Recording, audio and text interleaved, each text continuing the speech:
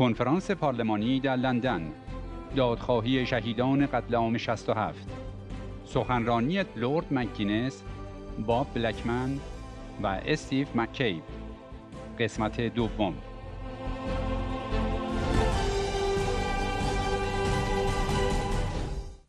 It's a great privilege to be with you and the other distinguished colleagues and speakers today by thanking the organisers of the conference. The subject at the heart of today's discussion is so important that it cannot be delayed to some time after the pandemic when things return to normal. 8 years ago, we were told by the media, the government civil servants and the experts that Rouhani was a moderate, interested in engaging with the West and reforming the regime's malign policies. If the West reached out, respected Iran's interests, and rewarded its leaders with incentives, Tehran was showered with incentives that culminated in the sanctions relief and the lifting of international embargoes under the 2015 nuclear deal. Yet the only change we saw in the regime's malign behaviour was a worsening in all areas: human rights, destabilising activities in the region, and advancing its nuclear weapons programme. Many of my colleagues and I in the Iran Freedom Committee warned about exactly this development beforehand, pointing to the fact that Rouhani was more a regime insider and is on a mission to deceive the international community to ease pressure in the actual tyrannical authority in Iran. The supreme leader Khamenei and his private army, the IRCG. And I must say, sadly, that today's reality on the ground in Iran and in the Middle East proves us right and our government wrong. The sad reality is that the FCO's, the Foreign and Commonwealth Office's elusive belief on the emergence of a reformist, moderate faction from within the current theocratic dictatorship has paralyzed successive United Kingdom governments, regardless of which party, and stopped the UK from adopting an effective, successful policy on Iran. Today, the Foreign and Commonwealth Office has realized its past illusions, but is now making another mistake. Today, the Foreign and Commonwealth Office is guided not by illusion, but by fear from the clerical regime ruling Iran. It is mistaken as if Khamenei is as strong as it still claims he is. This is absolutely not the case. The mullah's regime is at its weakest point today and is extremely vulnerable both internally and internationally. Guided by its mistake in overestimating the regime's strength, our government is still sending a weak signal to the regime. The United Kingdom has refrained from asking for and ensuring accountability for serious human rights violations in Iran, like the 1988 massacre of 30,000 political prisoners. The United Kingdom is now similarly refusing to support reimposing United Nations Security Council resolutions on Iran, despite Tehran regime breaching the 2015 nuclear deal, and does not back extending the weapons embargo, despite the regime's increasing terrorism and destabilizing activities in the region. However, the bizarre reality is that our United Kingdom citizens are seriously concerned about the consequences of these developments and condemns the regime's behaviour strongly. Yet ironically, our United Kingdom government is not able to act on its concerns other than doubling down on the shameful and weak appeasement policy, effectively allowing Tehran to ignore the United Kingdom's policy on Iran hostages and in my view, more or less dictate the UK's Iran policy. We in the Iran Freedom Committee have said on several occasions, and will continue to do so, that the UK government must change this dynamic by adopting a firm policy in Iran and putting maximum pressure on the regime in all areas. During the recent nationwide protest in Iran, one of the popular slogans chanted by protesters was quite simply, "Hardliners, the game is over."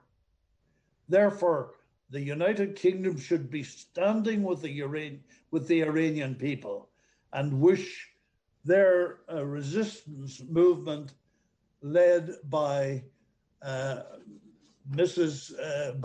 Rajavi, because they are the real driving force for change in Iran. Obviously, as others have said, a good start for such firm policy in Iran is to begin to hold the brutal leaders in Tehran to account. An appropriate and practical step in this regard is to secure an international inquiry into the 1988 massacre of 30,000 political prisoners in Iran, which is also demanded by the Iranian people, the NCRI, as well as current Iranian activists and respected international NGOs like Amnesty International. I echo and support these calls, and again beg, I urge my government to secure this international inquiry through international venues like the United Nations. Thank you. I want to begin my remarks by saying to the families of the victims of the 1988 massacre in Iran and the survivors, some of whom will share their ordeals with us today, and also the people of Iran who may be able to listen to this conference either today or at some future time. We hear your voice. We share your outcry for change. And let me be clear, you are not alone. There are many cross-party MPs and peers in the United Kingdom that are standing shoulder to shoulder with you against this gross injustice. We support you, and we will advocate on your behalf until those responsible for this heinous crime against humanity in Iran are brought to justice and are prosecuted by the full extent of the applicable laws. Now, I'm very disappointed that the UK government abstained from the vote in the United Nations Security Council to extend the weapons embargo on Iran. Sadly, we are aligning ourselves with a failed policy of appeasement pursued by the European Union, which for the last 4 decades has provided the regime in Iran with immunity for its egregious human rights violations, including the 1988 massacre of 30,000 political prisoners, and on its terrorism to preserve diplomatic dialogue, prioritise trade, and in recent years, keeping alive a disastrous and flawed nuclear deal that ultimately will allow Iran to advance its nuclear and missile program. Now remember, as we speak, the regime's terrorism has reached European territory. We now know that one of its diplomats is awaiting prosecution for planning a bomb plot against the gathering of the pro-democracy opposition, the NCRI, in Paris in June 2018. Now, if we just read the recent Amnesty International report, which documents the regime's brutal crackdown on the nationwide protests in Iran since 2019 and the killings of protesters and torture against those arrested, it brings home to everyone what is really going on. Make no mistake, the regime in Iran only understands the language of firmness. Like criminals in our own society, the regime in Tehran will contemplate altering behaviour only when its leaders and officials are actually held to account for their crimes and aggression. Now, I share my thoughts of my good friend Steve McCabe.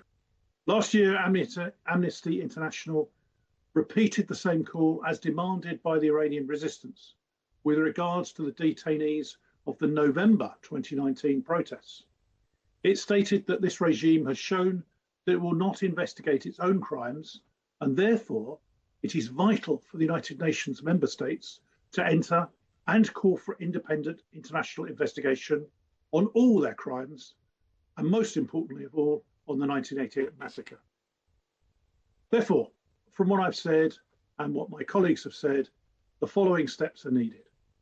The United Kingdom government must use its new global sanction regime to announce punitive measures against those who are responsible for the 1988 massacre and serious human rights violations in Iran today, which tragically is the very same people, like the regime's Chief Justice, Ebrahim Raisi, and the current Justice Minister, Reza Avai. The UK must work with allies at the United Nations to extend the weapons embargo against Iran without delay and to reimpose all of the international sanctions and the United Nations Security Council resolutions on the regime. The United Kingdom must take the lead at international level and work with allies at the United Nations to establish an independent inquiry into the 1988 massacre of 30,000 political prisoners in Iran, by including the demand for such investigation in this year's United Nations resolution on Iran, which the United Nations General Assembly is expected to adopt later this year. Now, these three steps should be completed with public support of the democratic aspirations of the Iranian people and the Iranian resistance movement, the NCRI, led by President-elect of the NCRI, Madam Rajavi, as the basis for a very firm British policy on Iran. The United Kingdom must stand with the Iranian people and the resistance movement, the NCRI, at this time when people across the whole of Iran have taken to the street to demand change and to protest against the regime's corruption and repression. Otherwise, the United Kingdom stands on the wrong side of history and would be remembered for this colossal mistake by future generations in Iran.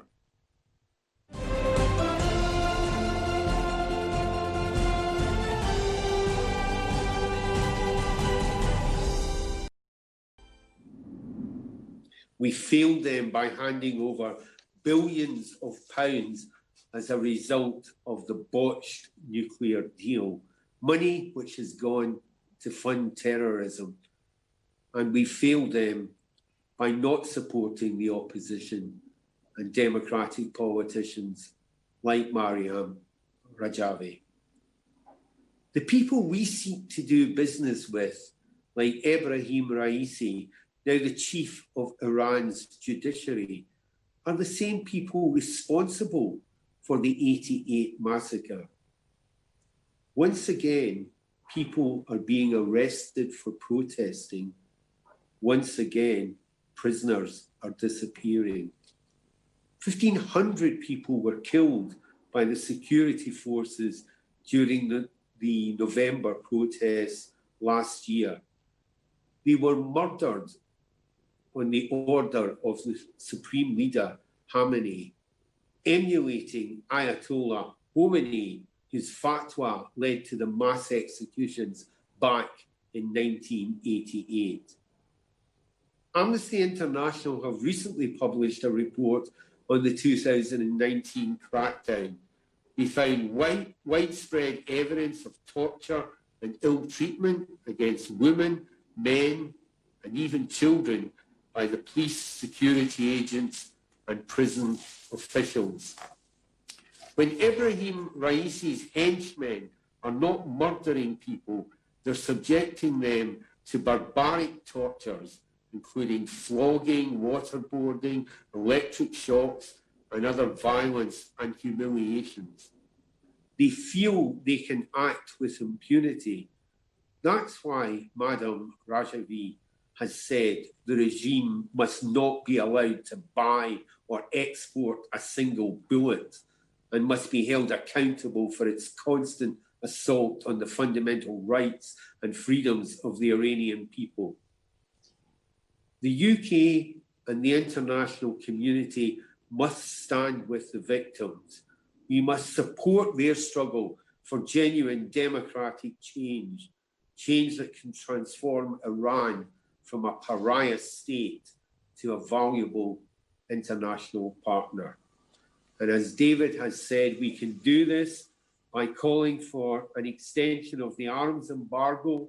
We can support calls for justice for the victims of the 88 massacre.